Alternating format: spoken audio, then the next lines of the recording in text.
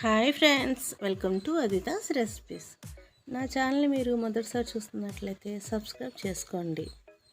పండుగలప్పుడు నైవేద్యంగాను, లేదంటే శుభకార్యాలకి, లేదంటే స్వీట్ తినాలి అనిపించినప్పుడు చాలా సులువుగా చేసుకునే ఈ బెల్లం హారతిని కోనసీమ స్టైల్లో ఏ విధంగా తయారు చేయాలో నేను మీతో షేర్ చేసుకోవాలనుకుంటున్నానండి. ఈ బెల్లం హారతికి కావాల్సిన పదార్థాలు: బియ్యం పిండి 1 కప్పు, బెల్లము 1 కప్పు, కొబ్బరి అరచెక్క, పచ్చిశనగపప్పు 3 స్పూన్లు, ఎలచి పౌడర్ 1 స్పూను. ముందుగా మనం ఒక చిన్న కప్పులోకి నీళ్ళు తీసుకుని అందులో 3 స్పూన్లు ఈ పచ్చిశనగపప్పు వేసి నానబెట్టాలి. ఆ తర్వాత మనం కడాయిలో 1 కప్పు నీళ్ళు వేసుకుని అందులో కొంచెము ఉప్పు, కొంచెము బెల్లము వేసుకుని కరగనివ్వాలి.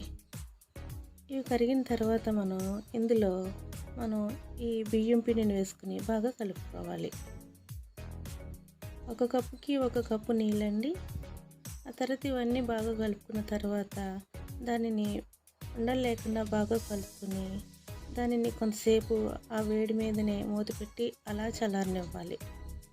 ఇది చల్లారిన తర్వాత వీటిని బాగా మద్దన చేసుకోవాలి. ఇది చాలా సాఫ్ట్గా అయ్యేలా చేసుకోవాలండి. చూసారు కదండి, ఆ విధంగా అయిన తర్వాత మనం దీనిని తాలికల్లాగా మనం చేసుకోవాలి. ఈ విధంగా చేసుకున్న తర్వాత వీటిని పక్కన పెట్టుకోవాలి. ఆ తర్వాత మనం ఒక గిన్నెలోకి 2 స్పూన్లు బియ్యం పిండిని తీసుకుని అందులో నీళ్ళు వేసుకుని దానిని మనం ఉండలు లేకుండా ఈ విధంగా కలుపుకోవాలి.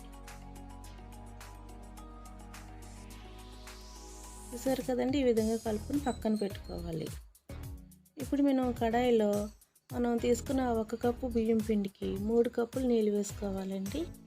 నీళ్ళు వేసుకుని అందులో రుచికి తగినంత ఉప్పు వేసుకోవాలి. అందులోనే మనం నానబెట్టుకున్న పచ్చిశనగపప్పు వేసుకుని దానిని బాగా మరగనివ్వాలి. ఇందులో పచ్చిశనగపప్పు ఉడకాలండి. ఈ పచ్చిశనగపప్పు ఉడికిందో లేదో చెక్ చేసుకొని ఆ తర్వాత అది ఉడికిన తర్వాత మాత్రమే మనం బెల్లాన్ని వేసుకోవాలి. నేను తీసుకున్న కప్పు పిండికి కప్పు బెల్లం వేసానండి. మీరు తినే రుచిని బట్టి మీరు బెల్లాన్ని అడ్జస్ట్ చేసుకోవచ్చు. చూసారు కదండి, ఈ విధంగా వచ్చినప్పుడు దీంట్లోకి వస్తున్న డస్ట్ పార్టికల్స్ని మనం ఇలాగ తీసేసుకోవాలి. ఆ తర్వాత మనం ఇందులోనే చేసుకున్న తాలికల్ని వేసుకుని ఒక 12 నిమిషాలు వాటిని సన్నని సగం మీద ఉడకనివ్వాలి.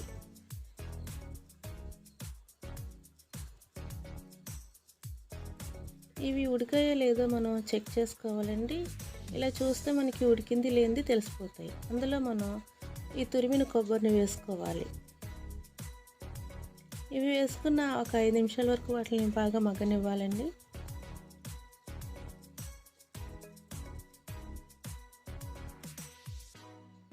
ఇది ఉడికింది అని అనిపించుకున్నప్పుడు మనం అందులోనూ నీళ్ళు కలిపిన బియ్యం పిండిని వేసుకోవాలి.